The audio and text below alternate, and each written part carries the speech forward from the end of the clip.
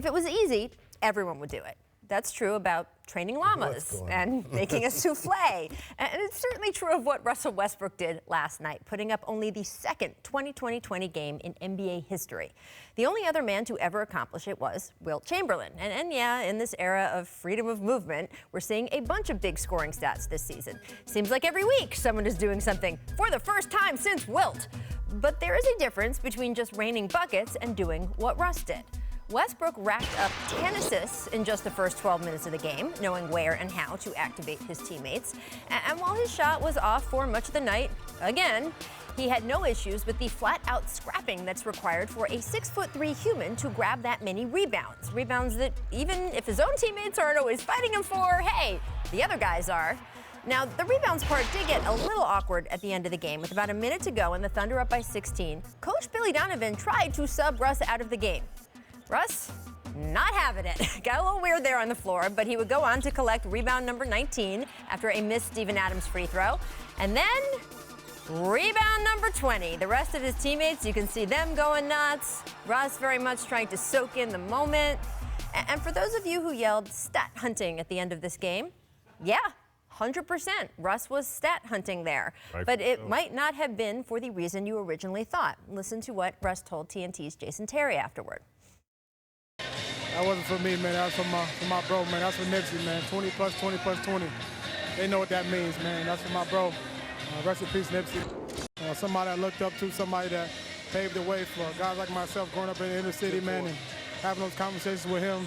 I'm just truly saddened by the situation, man. Just continue to pray for his family, his wife, his daughter, and just continue to live on his legacy the right way and be positive in the community.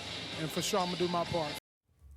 20 plus 20 plus 20, as Russ alluded to, of course, adds up to 60. It's a reference to the Rollin' 60s Crips, the LA gang that itself is a reference to the neighborhood it's based out of. Nipsey was from and of both of those things, doing a tremendous amount for his community.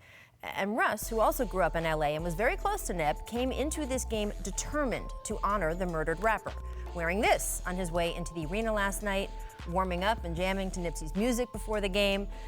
Now look, there are basketball purists who will tell you Russ shouldn't be warping the natural flow of the game for any reason. Yeah, look, personally, I think a game taking place in the final dog days of the regular season, a game the Thunder did in fact win, is a perfect place for Russ to inject some meaning and mourning. And the fact that he did it by stat hunting, which basically means he did it on purpose, doesn't make it any less of a feat of accomplishment. You know how many basketball games were played between the night Wilt Chamberlain put up his 20-20-20 game back in 1968 and last night when Russ did it? 52,768 basketball games, according to Elias. That's a lot of chances for someone else to try for those numbers, either in the flow of the game or on purpose. And 52,768 times, no one could. If it was easy, everyone would do it. Instead, just Russ did, and that's worth celebrating all on its own.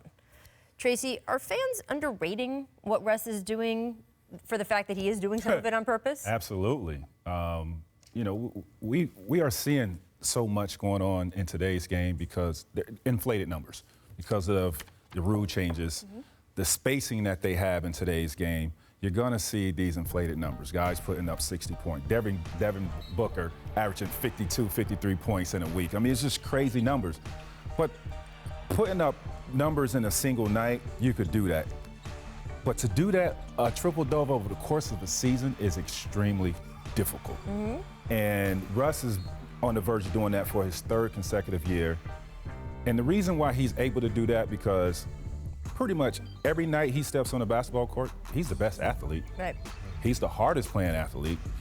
His athleticism is off the charts. And he just plays harder than everybody. He wants it. His motor goes faster and harder than everybody on every night. Yeah, so someone brought up a point to me the other day that I thought was really interesting. If Wilt and Oscar and those guys knew what a triple-double was and how people would hold it in esteem, would they have gotten more?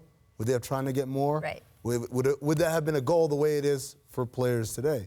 And that's fair, but like you said in your monologue, all right, but the players, there have been a lot of great players after the triple-double was established as a big thing. And they had a lot of opportunities. 52,000 of them. And none of them have done it. And so you're talking about a very small percentage of NBA players. We're lucky to sit next to one of them right here. Yep. Right? The guys are just good enough on any given night to do something along those lines. Now you're already talking about elite of elite of elite, right. And then he's the only one that did it. You have to respect it if for no other reason, just the scarcity and the idea that it hasn't been done. Here's how great he is, right? And I think this speaks to his greatness is that the guy, one of his good friends, a childhood hero, gets murdered, right? Mm-hmm. And we all know it was from the Rolling 60s. Yep. He set his mind out to go and accomplish 20 points, 20 rebounds, and 20 assists. Right, so that's how great he is. Like, he told himself before that game, and I'm sure he told his teammates, I'm going out to accomplish this, and he did that. Remind me of what Chris Paul, when his grandfather died, Yep. it was like, what, 61 or Yep. 60? I don't know what, it was plus 60 plus. And his game in high school, and Yep. he went out and dropped 6. Like, And that's then great. To honor his grandfather. and then intentionally missed Missed the free throw so That's that he would hit greatness. his That's age, greatness. right? Yeah. Absolutely. And by the way, to your point, like, yes, Russ, we just saw him walking in with a shirt to honor Nipsey, and he did write something on his shoes. Most athletes would be like, oh, I wrote something on the shoes. He's like, I'm going to go get the second 2020 running game in NBA history. It's insane. Which is kind of nuts. I think doing things on purpose is okay sometimes, and I think it was okay in this game. Say what you want about stat pad, forget all that. It was for something that was really personal to And me. by the way, of all the teams to do it against, the LA